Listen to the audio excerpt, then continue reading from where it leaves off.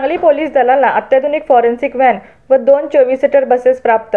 तपास आणि बंदोबस्त अधिक सक्षम।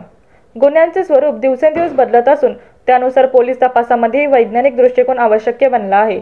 याच पार्श्वभूमीवर सांगली जिल्हा पोलीस दलाला अत्याधुनिक मोबाईल फॉरेन्सिक व्हॅन आणि 2 24 सीटर बसेस प्राप्त झाल्या आहेत। या सुविधांचे उद्घाटन आज जिल्ह्याचे पालकमंत्री माननीय नामदार चंद्रकांतदादा पाटील यांच्या हस्ते संपन्न झाले। भारतीय नागरिक सुरक्षा संहिता 2023 अंतर्गत महाराष्ट्र शासनाने राज्यात एकूण 259 मोबाईल फॉरेन्सिक व्हॅन कार्यान्वित करण्यास मान्यता दिली आहे।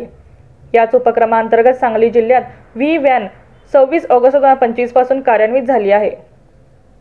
सदर van CMS computers India private limited या कंपनीमार्फत उपलब्ध करण्यात आली असून यात फॉरेन्सिक एक्सपर्ट, केमिकल अनालायझर तसेच 16 प्रकारचे अत्याधुनिक टेस्टिंग किट्स प्रदान करण्यात आले आहेत। यामध्ये blood detection, NDPS, GSR, cyber crime investigation, DNA kits यांचा समावेश आहे। यामुळे घटनास्थळीच वैज्ञानिक पद्धतीने पुरावे गोळा करून तपास अधिक कार्यक्षमतेने करता येणार आहे।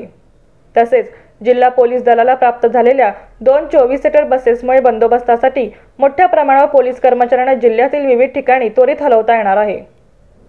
या उद्घाटन समारंभ प्रसंगी कोल्हापूर परिक्षेत्राचे विशेष पोलीस महानिरीक्षक माननीय श्री सुनील फुल्लारी, पोलीस अधीक्षक श्री संदीप घुगे, अप्पर पोलीस अधीक्षक कल्पना बारवकर, गृह विभागाचे उपअधीक्षक प्रभाकर मोरे, स्थानिक गुन्हे अन्वेषण शाखेचे पोलीस निरीक्षक श्री सतीश शिंदे, जिल्हा विशेष शाखेचे पोलीस निरीक्षक श्री भैरू तळेकर तसेच अंगुली मुद्रा विभागाच्या सहाय्यक पोलीस निरीक्षक प्रियांका संकपाळ यांच्यासह अन्य अधिकारी व कर्मचारी उपस्थित होते।